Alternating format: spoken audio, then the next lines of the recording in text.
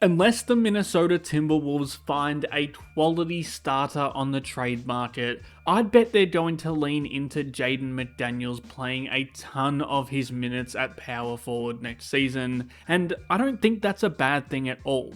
Now, they need depth, they need size, they need reinforcements in the front court. That is blatantly obvious right now. But until we see them pull off the trade that nets them a legit starting power forward, nobody is going to fill that role better than McDaniels can. I'm not saying that it doesn't come with questions. It's a massive systematic shift from what we've seen Minnesota do over the past few seasons, and I'm not saying that McDaniels won't face his issues as well. I think everybody has concerns about him facing the true big-bodied fours of the league. I could see guys like Giannis, Zion, Jaren Jackson Jr. and Alperen Şengün being an issue for Minnesota next season if McDaniels is their primary matchup on a night-to-night, possession-by-possession basis. It's just a tough job for anybody to stop those kind of guys, and while I think McDaniels is stronger than he looks and has that doggedness to match up with a lot of different players, it's not going to be a strength in Minnesota's game next season. You can see it here in the past 3 seasons of data. It's really a tiny sample size in terms of number of possessions that he's faced these big guys, and it's mixed results, but it's more bad than good. There's a few other guys in this same category of bruising scorers that he might have to deal with, but really these days, in the modern NBA, it is a small group of players.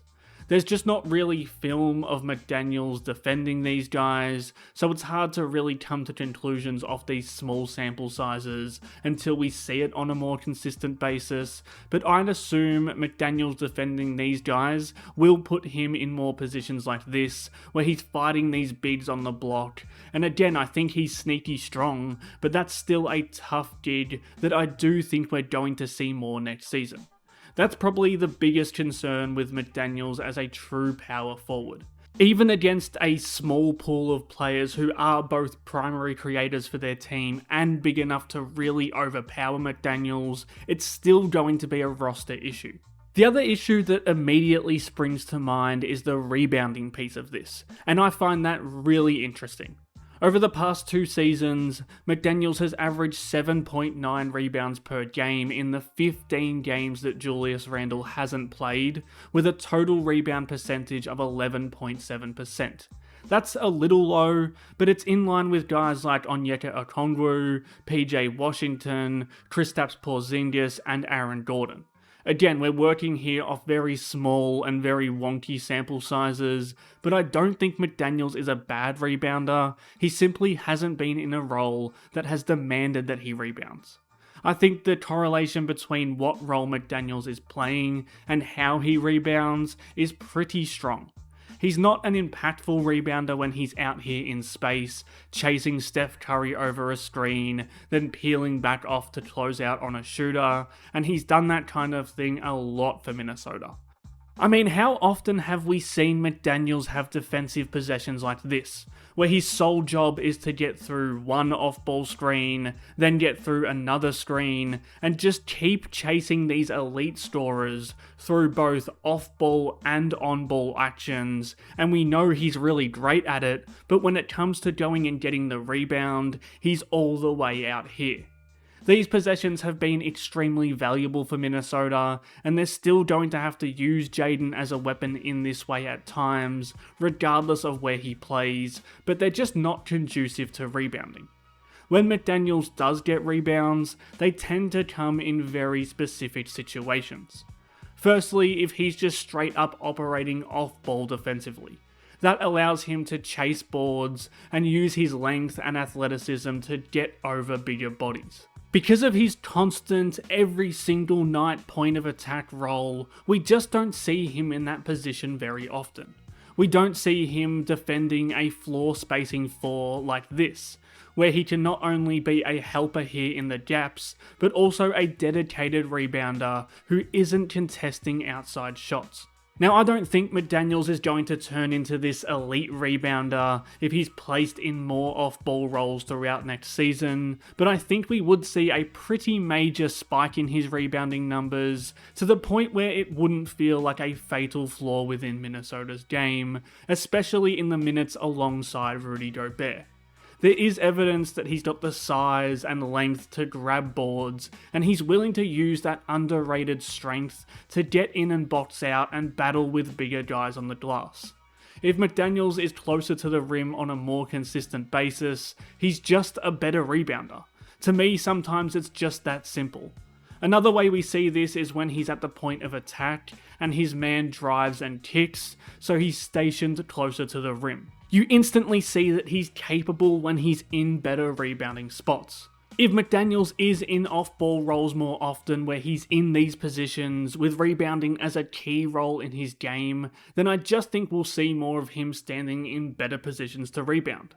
And frankly, of all the players on this Wolves roster, I think McDaniels is the last player I would question to commit to his role on this team, given what he's done since he was drafted.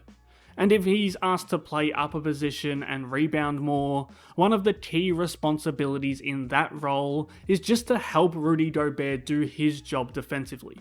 Like, when Gobert has to break off in defensive coverage, McDaniels needs to mirror that. So then when Gobert is engaged at the rim, McDaniels is there to clean up the rebounding scraps.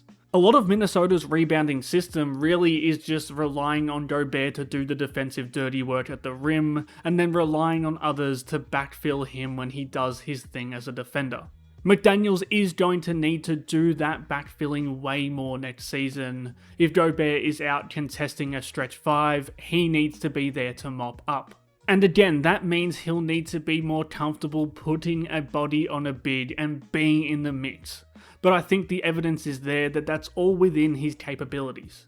Don't get me wrong, this doesn't mean the Wolves don't need more size in their depth chart. It doesn't mean they don't need a committed rebounding effort from the fleet of guards on this roster, and it doesn't even mean they won't have nights where they feel small on the glass. But I don't think this will be something that really kills them on a night-to-night basis if they can get McDaniels playing off-ball defensively more often.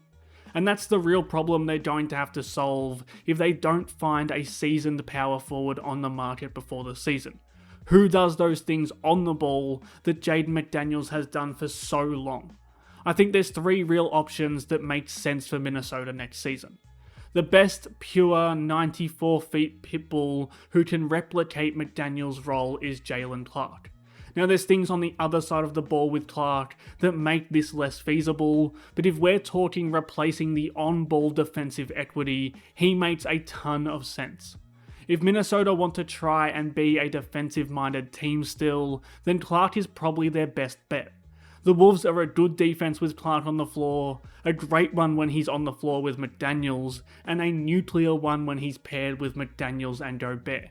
Now their offense takes a really big hit as you add in less shooting, and that's maybe just an untenable issue with playing Clark and Gobert together, but there is a high defensive ceiling there. Clark gives them a lot of what they need from a point of attack defender. The ability to fight through multiple ball screens, the relentlessness to hunt the ball over and over again, and both the side-to-side speed to go with guards, and the strength and size to deal with bigger wings. I don't think it'll be rare next season to see him dealing with ball screens and allowing Gobert to sit where he can still shuffle back to the roll man, while McDaniels is sitting in an off-ball position to come in and rebound. From a defensive perspective, I don't think this team will have any issues giving Clark more on-ball rope. He's really versatile as a defender both on and off the ball, and we have seen him play up positions and give bigger guys trouble with his strength. But the shooting and inability to put the ball on the deck reliably is probably what makes him more of a rotation guy than an actual 30-minute-a-night starter caliber player. Even with LaMelo Ball coming in and getting him better shots or utilizing him more as a cutting option, I think we're going to see these possessions in more of a 15 to 20 minute a night role max until he proves he can play without cratering Minnesota's spacing and therefore their offense. Another option would just be to roll out their best 5 players and go with Ayo Dosunmu. Now I think this would be mainly because they want to fully maximize their offense, because Dosunmu isn't as versatile or as impactful as a true point of attack stopper, but I don't think this would crater their defense either. I don't think the Wolves are a better on-ball defense team with Ayo taking a big chunk of that role, and I don't think he can switch between matchups on a nightly basis like McDaniels or even Clark can, but I do think he works in more specific situations defensively. On the ball, I think Ayo is really good at the point of attack, provided he's defending guards and guard-sized players. That's a blessing and a curse in his game. He's got the point of attack traits, he gets skinny through screens, he's a really good lateral mover, and he's strong enough to take bumps and hold his position against guards. If his matchup isn't towering over him, I really like the way he gets up into them physically and how he's able to kind of push them off their driving lines and force them into tough shots. And you can see it in the numbers too. Over the past 3 seasons, the matchups that pop for Dosunmu are the ones where he has the size or strength advantage. When the Wolves face these smaller offensive engines, Dosunmu should probably get those matchups. Especially because he really allows them to lean into a supercharged offense on the other end of the floor, which is really where Minnesota would feel the impact of having him, McDaniels, Anthony Edwards and LaMelo Ball on the floor together at the same time. The problems with Dosunmu is that A, he can't really size up and defend those bigger wings, which is an issue, and B, the fact that he doesn't really force any turnovers, which does limit his overall effectiveness. When you compare him to other options on Minnesota's roster, it's a big difference in terms of drawing charges, getting steals, getting blocks, forcing stops from the opposition, and that's inherently a problem if he's spending big minutes at the point of attack on a team who wants to force turnovers and get out and run. If he can start to force more turnovers like this, that would really increase Minnesota's chances to build a reliable and effective defense around a lineup with McDaniels playing off-ball in a power forward role, but for now we just haven't seen that be the case. Still, I think they can offset what Dosunmu doesn't do because of what he brings offensively and how this unit could mesh. Now I think the underrated option here is Josh Green. He's felt like trade bait since he arrived in the LaMelo Ball trade, and that might still be the case, but I think he gives them a pretty good blend of what they need from a low usage, defensive minded option in a smaller starting 5. Unlike Dosunmu, he does have some defensive playmaking acumen to him. It's not crazy chaos creation, but it's enough where it's not going to be a potential issue like it will be with Dosunmu. Green is a super energetic and lively kind of defender. Maybe that makes him more of a hustle guy in smaller burst kind of player, but I think if he's a cog in this point of attack machine, he can play that role pretty well. The thing that probably separates him from Clark and Dosunmu is that he's just bigger than them. At 6'6", 220 with a 6'10" wingspan, he's able to cycle up and down positions a little easier and give Minnesota some more traditional size at the forward spot. If he's using that size to both wall off smaller guards and make their life more difficult with longer contests, that's going to instantly make McDaniels in that off-ball power forward role more viable. It's not going to be at McDaniels' level, but being able to size down and defend guards like this is exactly what made McDaniels such a valuable defensive piece in Minnesota's system. And I think the intriguing thing with Green is that he's probably more suited to defending the bigger wing players as well. Again, not like McDaniels did, but in a way that at least allows Minnesota to stay in their defensive concepts around McDaniels and Gobert. If he can swing between positions more often, make his threes at a 40% clip on lower volume like he has throughout his career, and be the type of energy booster they're going to need without Donte DiVincenzo for much of next season, there's a player there that Minnesota could really use on the court while they play that smaller lineup with McDaniels. Now this does feel like a lot of hoops to jump through just to play this smaller lineup that might just get bullied. But there is a real benefit here. McDaniels as an off-ball roamer is a genuine path to defensive superstardom for him. McDaniels ticks all the key boxes to being an off-ball monster. And off-ball monsters lead great defenses and win defensive awards, especially if they're doing it with Rudy Gobert next to them. McDaniels being off-ball here on a big isn't taking him out of his best role, it's allowing him to sit in the low man spot and rotate over and be a super talented and impactful rim protector. And apart from the Goberts and Wembanyamas, there just isn't a more valuable defensive archetype than that. So even if Io or Clark or Green get blown by like Randall here, having McDaniels at the rim is a genuine plus for this defense. I actually think the Wolves should be actively trying to find ways to build this into their defense more, even if their point of attack stocks take a hit. This kind of rim protection is just more advantageous to team defense than on-ball defense is. Anytime Minnesota can have Gobert in pick and roll coverage and McDaniels sliding over as a helper at the rim on a consistent basis, I'm confident their defense will remain very, very good. And the league values elite players in this role. Here's McDaniels' numbers in terms of saving points at the rim, lowering field goal percentage when he's the rim defender, and doing it at a high volume in comparison to Defensive Player of the Year winners who played that same role.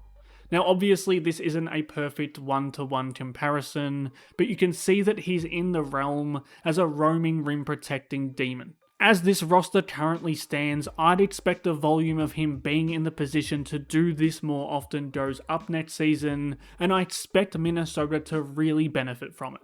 So, despite the fact that I have worries about what he will do against the handful of big-bodied, high-usage fours in the league, and despite the fact that Minnesota doesn't have a perfect option to replace him as a point-of-attack defender, this is why I'm excited to see McDaniels playing that quote-unquote power forward position more often next season. In fact, I think it's why it's actually something that we as fans should be looking forward to seeing. If you enjoyed this breakdown and want to see more off-season breakdowns coming up, subscribe to the channel, like this video, and tell me your thoughts in the comments below. Thanks again for watching.